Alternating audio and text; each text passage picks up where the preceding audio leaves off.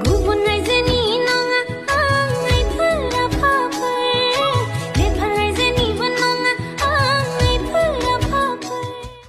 हे लोगोफोर दिनैनि गुबुन मोनसे गोदान आपडेट भिडिअ नोंथांमोन गासैखौबो फरायहरनाय थालायबायदि नोंथांमोननिसिम आसा खालामनायनिफ्राय जोबजासिम नायलांगोन होननानै एक्चुअली नोंथांमोनाथ' भिडिअनि ससे इन्ट्र टाइटेल आरो थाम्बनेल नायनानै एसेब्लाबो हमनो हाखादोंआनो जानो हागौ लोगोफोर जे दिनैहाय आं मा भिडिअनि सायावहाय आपडेटखौ लानानै फैदों। एक्चुअली लोगोफोर आं दिनैहाय निकिता बर' सुदेम सना रामसियारि आरो आशा बर' बिथांनिहाय गोदानै फैनो गोनां मोनसे मिउजिक भिडिअनि सायावहाय आपडेटखौ लानानै फैदों लोगोफोर। ओमफ्राय लोगोफोर बे गोदानै फैनो गोनां मोनसे अफिसियेल मिउजिक भिडिअनि टाइटेलानो जाहैबाय गुबुन रायजोनि नङा दे लोगोफोर।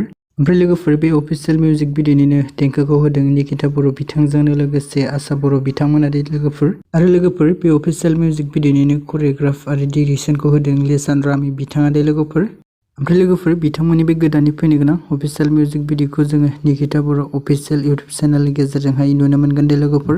लोगोफोर नोंथांमोना बिथांमोननि बे गोदानै फैनो गोनां मिउजिक भिडिअखौ नायनो थाखाय सोर एक्साइटेड जाना दङ कमेन्टनि गेजेरजों फोरमायहरदो दे।